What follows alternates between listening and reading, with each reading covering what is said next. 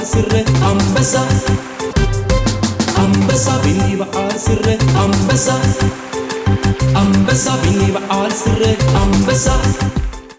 سلام كمي تخونو كبرات تخطاتلتي سي ام اكسترا شو على توزينا سبورت حيزنا لكم قريبنا لنا نمكتت لكم بخبرنا عدم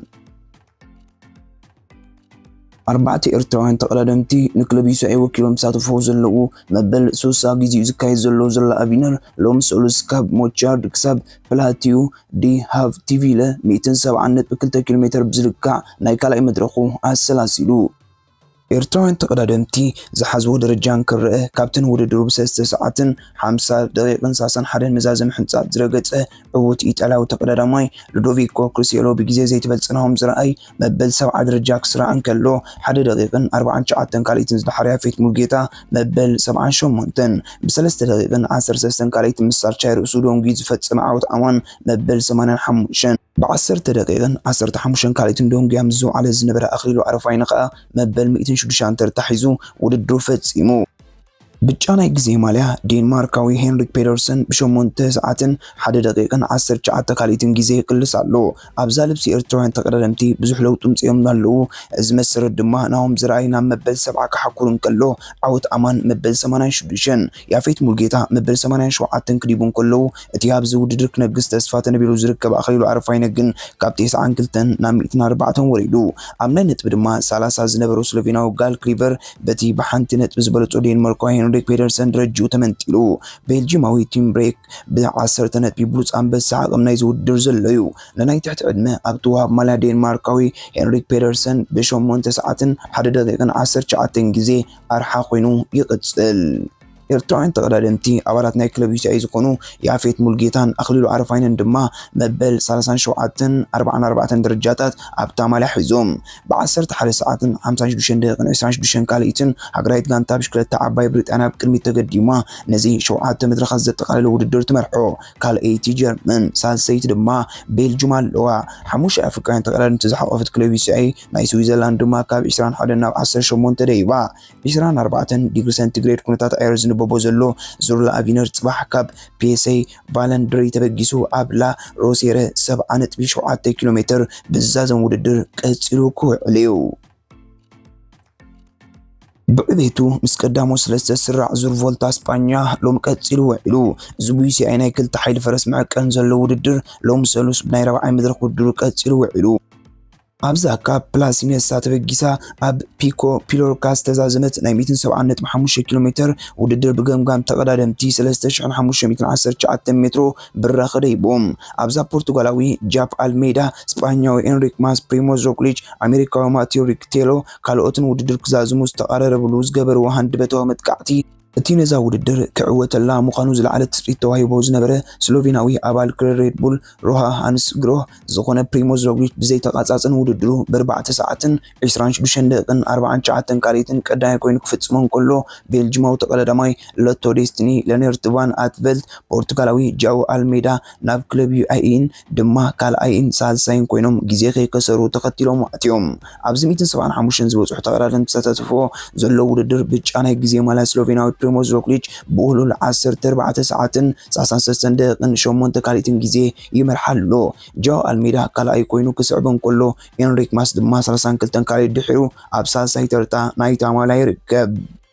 أمنا يلو من مدرخ مبل 240 ساعات ترتاز حسب الجماوي وانتبان آرتن غطلها مالا ب 110 تحدنت بمرحا أسترالياوي كارين غريفز بشدشنت بتبليتو كالا لو بالجماو تقدر لوتو ديستني سلفيان مونيكيت أبزي 21 مدرخ زتقالو وددر 16 نتبي أواليلو عم بس عقب نوهاب مالها أبزبانو لا إيطالياوي فليبوزانا دما بحموش نتبدحرو كالاي كوين يقتلو أبزو وددر إتاب سبابتي أبو دابتونن قربا واناتنا بعود بشكلة عالمنا كابت تنبر دما أزيو ترأيو زي فلت عبلال نتر إزلا حموش 100 مليون باوند وفرس تقبرلا UAE تيم نزي وددر ب4 ساعات 41 دقيقة حموش كاليتن تمرحو لا زقبركم تخطاتلتنا زعبا كلب يو تيم زملكت سفي حبريتا اب قربا اوان تخطاتلو ازوزور صباح ربع كافين تريل مايستر كساب سيفيا زرقح 177 كيلومتر كزرقحيو كابزا نايلو مدما بمطنو تقلادمتي 691 متر برخه كتصبيميو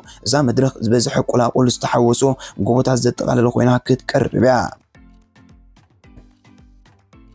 ናይ ቅድም ኣባል ክለብ ኣይኪ ዝነበረ እሞ ኣብዚ እዋን እዚ ከዓ ነታ ክለብ ካብ ምስልጣን ብገዛእ ፍቃዱ ዝተኣለየ ኖርዌጃዊ ሄኖክ በርግ ብግዜያዊ ተኪኡ ዝፀንሐ ኤርትራዊ ሾደናዊ ሄኖክ ጎይትኦም ዳግማይ ኣብዚ እዋን ከም ተሓጋጋዚ ዓላም ናይታ ጋንታ ኮይኑ ካብ ዝሰርሕ ነዊሕ ገይሩ ይርከብ። እዛ ክለብ ኣካላ ካብ ትገብሮ እንዳሓር ከዓ ነቲ ክፈርስ ዝፀንሐ ክብራ ናብ ንቡር ንምምላስ ኣምፅዓላ ኣላ። ሄኖክ ካብቶም ኣብ ዓውዲ ኩዕሶ እግሪ ን18 ዓመታት ተፃወቱ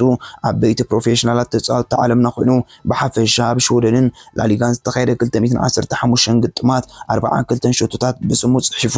ኣብዚ እዋን እዚ እቲ ኤርትራዊ ተሓጋዚ ሰልጣኒ ኣብታ ናይ ቅድም ተዘካሪ እዋን ዘሕለፈላ ፋልሜይቲ ክትበሃል ትከኣል ኣብ 8ይ ደረጃ ትርከብ ኣባል ላዕለዋይ ዲቪዥን ሾደን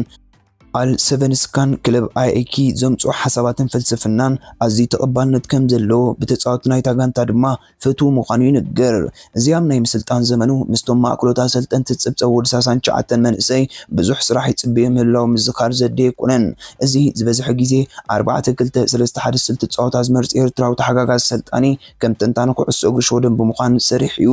ኤርትራዊ ኣሰልጣኒ ሄኖክ ጎይትኦም ኣብ ናይ ምጽዋት ዘመኑ ኣብ ሰሪዓ ንኡዲነዝ ዘወኪሉ ኣብ ሜዳ ተራእዩ።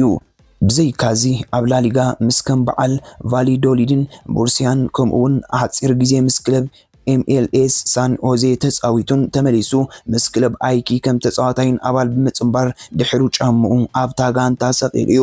ናግራይት ጋንታ ሾደን ናይ ትሕቲ 1921 ዕድመ ካብ 2003 ክሳብ 2006 ድሕሩ ግን ሓለቓ ሃገራዊት ጋንታ ኩዕሶ እግሪ ኤርትራ ብምዃን ካብ 2015 ክሳብ 2019 ኣብ ዝተፈላለዩ ውድድራት ምስታ መበቆላዊት ሃገሩ ውድድራቱ ዘካየደ ተጻዋታይ ንሓደ ካብ ከዋኽብቲ ተጻወትቲ ኩዕሶ እግሪ ዓለምና ኮይኑ ዝርከባ ኣጥቃሒ እንግሊዛዊት ክለብ ኒውካስል ዩናይትድ ዝኾነ ኤርትራዊ ሾደናዊ ኣሌክሳንደር ኢሳቅ ከምኡውን ብዙሓት ካልኦት ኣብ ሾደን ኣብ ላዕለዎት ደረጃታት ዝፃወቱ ኤርትራውያን ኣብዚ ደረጃ ክበፅሑ ዝለዓለ እጃም ምፅዋቱ ቀረብቱ የረድኡ። ሄኖክ ጎይትኦም ሓደ መዓልቲ ኣሰልጣኒ ሃገራዊት ጋንታ ኩዕሶ እግሪ ኤርትራ ኮይኑ ክርአ ተስፋ ይግበር። እቲ 2 ሰዓት ማለት ኣብ ነሓስ 19/2022 ን59 መዓልታት ከምኡውን ናይ ዝሒዝናዮ ዘለና ዓመተ ስፖርት ድማ 17 ሰነ ክሳብ 16 ሓምለ ን29 መዓልታት ዝኣክል ቀዳማይ ኣሰልጣኒ ብምዃን ሓላፍነት ናይታ ጋንታ ወሲዱ ምንባሩ ስታቲክስ ናይቲ ሰልጣኒ ይሕብር። ክለብ ኣይኣይኬ ኣብዚ እዋን እዚ ብተወላዲ ፍራንስ ዝኾነ ወዲ 48 ዓመት ኣሰልጣኒ ሚኪጃል ቶማስን እናተመርሐት ውድድራ ምክያድ ትርከብ። እዛ ሾደናዊት ክለብ ኣብዚ ክሳብ ሕጂ ግጥማት ኣልቨንስካን ሾደን ዘሰላስሉ 19 ፀወታታት ኣብ 3 ዳዕረውት ግጥማት ማለት ዲጁር ጋርደን 2-0 ንማጃልቢ 1-0 ብዘይካዚ ድማ ንባስቲራስ ኤስ ከይ ብፀቢብ 2-1 ብምርታዕ ተኸታታሊ ዓወታት ኣመዝጊባ 29 ነጥቢ ድማ ኣኪባላ። ክለብ ማልሞ ብውልል 44 ነጥቢ ንፕሪምየር ሊግ ሾደን ከዓ ትቕልሰላ። እዛ ንከም በዓል ኣሌክሳንደር ኢሳቅ ዝኣመሰሉ ዓበይቲ ተጻወቲ ዘፍረየት ክለብ ኣይኣይ ከይ ግን ኣብዚ እዋን እዚ ኤርትራውያን ተጻወቲ ኣብ መሳርዓይ ጽምብርን ምህላውያ ትንገር። ተሓጋጋዚ ሰልጣኒ ሄኖክ ጎይትኦም ድማ ነቶም ኣብ ኣፍሪቃን ካልኦትን ቦታታት ዝርከቡ ዓቕሞም ብቕዓቶም ብሰንኪ ባይታ ምስኣን ኣብቲ ዓውዲ ስፖርት ክቕፅሉ ዘይከኣሉ ዘሎ ተጻወቲ ምስ ዝምልከቶም ኣካል ናይታ ጋንታ ተሓባቢሩ ዕድላት ክፈጥረሎም በዚ መዳይ መልእኽትና ነመሓላልፍ። ኣብ ምፍራም ኒኮ ዊላሚዝ ዝፈሸለ ስፓኛዊት ክለብ ባርሳ ኣብ ሃንደበታዊ ዕድጋ ኣከፋፋሊ ኤስ ሚላን ራፋኤል ሊዮክ ተኣቱ ምውሳና ተገሊጹ። ባርሳ ሙሉእ ክራማት ኣባዲ ኒኮ ዊላሚዝ ብጽቡቕ ተስፋ ከይሰጎመት ኣማሲዩ እዚ ገናዊ ኣከፋፋሊ ካብ ክለቡ ቢልባኦ ከም ዘይወፅእ ብምግላጽ ንሙንያን ዝወድያ ዝነበረ ቁፅሪ 10 ማልያ ተኸዲኑ ናይዚ ዓመት ስፖርት ውድድራቱ ምጅማር ይፍለጥ። ጋዜጣ ሙንዶ ዲፖርቲቪ ቅድሚ ገለ ሰዓታት ንሕትመት ኣብ ዘብቃዓቶ ጽሑፍ እዛ ካታላናዊት ክለብ ንኣከፋፋሊ ኤስ ሚላን ራፋኤል ሊያው ንምፍራም ቀዳም ነቲባ ምስ ወከልቲ ክለብ ኤስ ሚላን ንምዝራብ ድልውቱ ምህላዋ ገሊጻ። ባርሳ ዘለዋ ፋይናንሳዊ ቅልውላው ኣብ ቦትኡ ኮይኑ እዛ ክለብ ዝሓለፈ ሳምንት ካብ ላይፕዚግ ዝገዛእቶ ብሉፅ ኣመዝጋቢ ሾቶ ዩሮ 2024 ዳን ኦልሞ ክሳብ ሕጂ ዘመዝገበቶ ኮይና ብተወሳኺን ራፋኤል ሊያው ንምፍራም 77 ሚልዮን ዩሮ ጠለብ ናብ ኤስ ሚላን ከተቕርብ ምውሳና ንብዙሓት ነዚ ጉዳይ ብቅርበት ዝከታተሉ ዘሎ ወገናት ኣገሪሙሎ። ጀርመናዊ ኣከፋፋሊ ኢልካይ ጉንዶጋን ከም ዝገልጸሉ ዝወዓለ ካብታ ክለብ ክወፅእ ቦርድ ክለቡ ሓቢሩ ዘሎ ኮይኑ ድሮምስ ክለቡ ነበር ማንሲቲ እውን ኣብ ዝርብ ከም ዘሎ ይግለጽ። ጉንዶጋን ኣብ ባርሳ ዓመታዊ 20 ሚልዮን ዩሮ ክፍሊ ዝረክብ ኮይኑ ባርሳ ነዚ ተጻዋታይ ብምሻጥ ንገለ ክፋል ፋይናንሳዊ ውጻኢታት ከተዓራሪ ትጽቢት ይግበረላ። ንምፍራም ራፋኤል ሊያው ዳይሬክተር ባርሳ እዋን ላፖርተ ቀዳምነት ዝህቦ መስርሕ ምዃኑ ግለጽ ከሎ ወኪል ተጻዋታይ ጆርጅ መንደዝ እውን ምስ ቦርድ ባርሳ ጥቡቕ ርክብ መስሪቱ ብምህላው ንባርሳ ምስ ተጻዋታይ ምዝራብ ዝኾነ ሽግር ዘይብላ ኮይና ነዚ መስርሕ ንባርሳን ካብ 70 ክሳብ 80 ሚልዮን ዩሮ ወጻኢ ዝሓታ ዝተጻዋታይ ኣብ 2023 ምስ ኤስ ሚላን ነዊሕ ዘጽንሖ ዝፈረመ ውዕል እዩ። ካብ ዜናታት ባርሳ ከይወፃና ስፓኛዊ ክፍፋል ባርሳ ፌራን ቶሬስ ናብ ፕሪምየር ሊግ ክምለስ ተኽእሎ ከም ዘለዎ ተገሊጹ። ንየማናይ ክንፊ መስመር መጥቃዕቲ ተጻዋታይ ተማዕዱ ዘላ ኒውካስል ንቶሬስ ኣብ ራዳር የእታቶ ምህላዋ ሞንዲ ዲፖርቲቮ ትገልጽ። ብተወሳኺ ባርሳ ብዝክረማት ንክለመንት ለንጀለት ቪክቶር ሮኪ ምካይ ፋይ ካብ መሳርዓ ክትሸጦም ኣዳለቶም ዘላ ተጻወት እዮም። ለንደናዊት ክለብ ቸልሲ ናብ ብሬትፎርድ መዓልቡ ጠፊኡ ዘሎ እንግሊዛዊ ተቃዒ ኣይቨን ዮንን ምፍራም ተበግሶታት ተወስድ ምህላዋ ተገሊጹ። ቸልሲ መሳርዓ ዝመራሓት ተቃዒ ምፍራም ትሰርሕ ዘላ ኮይና ምስ ናፖልን ቪክቶር ኦሲመን ምፍራም ተካይዶ ጽንሕ ዝርብ ምስ ተቃዒ ዘሰማምዕዋ ነጥብታት ብምውሓዶም ቸልሲ ካልእ ኣማራጺ ኣብ ትድስስ ኣላ። መስኮት ምስጋር ተጻወታ 10 መዓልታት ድሕሪ ምጽናሕ ዘዘም ኮይኑ ቸልሲ ኣብዘን መዓልታት መስመር መጥቃዕቲ ዝመርሕ ልዑል ሸቶታት ናይ ምዝጋብ ዓቕሚ ዘለዎ ተቃዓን ምፍራም እዩ ቀዳምነት ይባቶ ዘላ። ኢቫን ቶኒ ኣብ ብሬትፎርድ ዘለዎ ዕላብ ክራማት 2025 ዘበቅዕ ኮይኑ እዚ ጉልቡታ ተቃዒ ብክለብ 70 ሚልዮን ፓውንድ ተተሚኖ ምጽንሑ ዝፍለጥ ኮይኑ ንምሽማቱ ትጽቢት ዝተገበረለን ክለባት ኣብ ዕዳጋ ቶኒ ብምእላየን ብሬትፎርድ ነዚ ዋጋ ናብ 45 ኣውሪዳቶ ትርከብ። ክለባት ኣርሰናልን ቶተንሃምን ኣብ ዕዳጋ ቶኒ ዘለዋ ክለባት ብምዃነን ቸልሲ እንኮነ ዘጥቃዕ ተገዳስነት ዝሕረረት ክለብ ፕሪምየር ሊግ ገብራ። ብዘይካዚ ስዑዳዊት ክለብ ኣልኣህሊ እውን ንኢቫን ዮኒ ካብ ዘማዕደዋ ክለባት ኮይና ምስ ቸልሲ ክትወዳደር ትጽቢት ይግበረላ። እዛ ክለብ ቀዲማ ቶኒ ብ35 ሚልዮን ፓውንድ ንምፍራም ዘቕረበት እኳ ጠለብ ብብሬትፎርድ ምንጻጉ ይፍለጥ። ኢቫን ቶኒ ኣብ 2020 ካብ ክለብ ፔተርቦሮ ናብ ብሬትፎርድ ዝተሰጋገረ ኮይኑ ኣብ 4 ዓመት ንብሬትፎርድ 36 ሸቶታት ፕሪምየር ሊግ ዝርከቦ 72 ሸቶታት ቁጥረላ ዝበቃዕን ኣብ ቻምፒየንሺፕ ናብ ፕሪምየር ሊግ ተሓልፍ ልዑል ኣስተዋጽኦ ካብ ዝገብሩ ተጻወትቲ እዩ።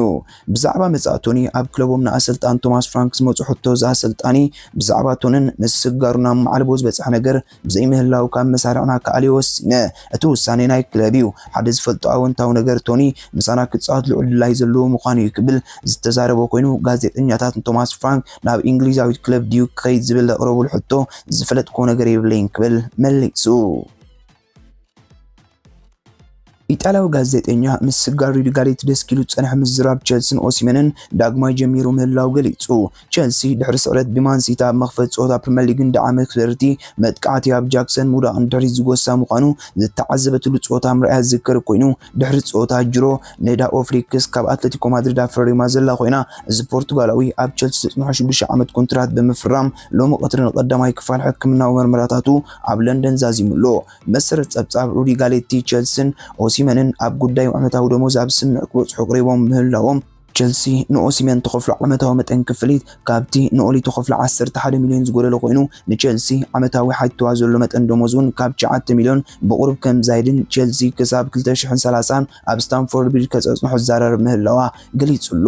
ብኻልእ ገጽ ዝምስጋር ምስ ናፖሊ ውልቃዊ ስምዕ ፈጺሙ ጸንሐት ተቃዒ ቸልሲ ሮሜሎ ሉካኮ ምስ ናፖሊ ንሓደ ዓመት ብለቓሕ ክጸንሕ ዝተሰማምዐ ኮይኑ ዝመጻ ክረማት ናፖሊ ብ30 ሚልዮን ፓውንድ ከተፈርሞ ኣማራጭ ዘለዋ ውዕል ቀሪባትሉላ።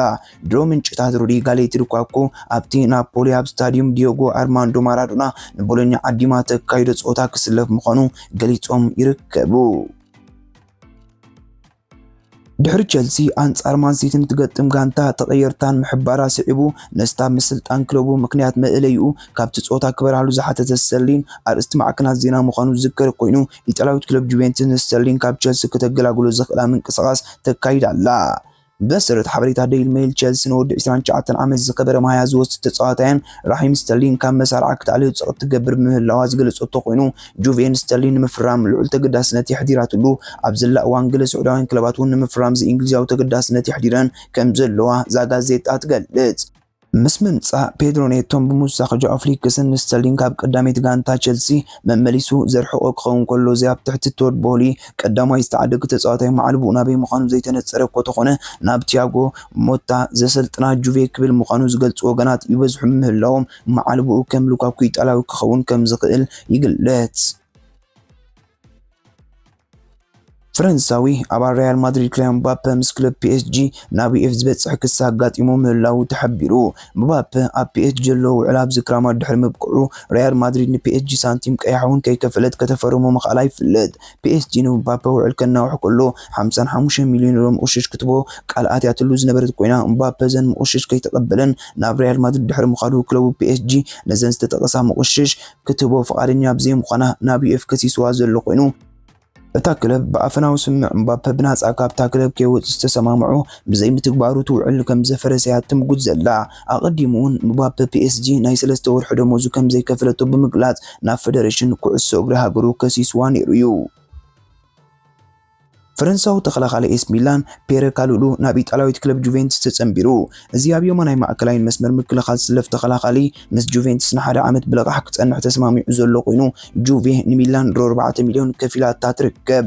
ጁቬ ብብቕዓት ዝፈረንሳዊ ምስ ተዓግብ 14 ሚልዮን ዩሮ ከፊላ ከተፈርሞ ኣብ ስምዕ ክበጽሓ ከለዋ ኣብ ዝመጽእ ሸያጥ ካልሉ ኤስ ሚላን 14 ሚእታዊት ምቅሪት ክህልዋ እውን ተሰማሚዕን ኣለዋ። ዝኸበርኩም ተኸታተልትና ንሕጂ ሒዝናዮ ዝቐረብና ዜና ስፖርት እዚ ክትከታተልዎ ጽናሕኩም እዩ። ኣብዚ ቅጽል ምክትታልኩም ኣይተቋርጹ ካልእ እውን ስለ ዘሎ እተን 4 ሕግታት ሼር፣ ላይክ፣ ሳብስክራይብ፣ ኮመንት ኣይትዝልልወን ወድሓንኩም። ኣንበሳ ቢኒ በዓል ስረ ኣንበሳ ኣንበሳ ቢኒ በዓል ስረ ኣንበሳ ኣንበሳ ቢኒ በዓል ስረ ኣንበሳ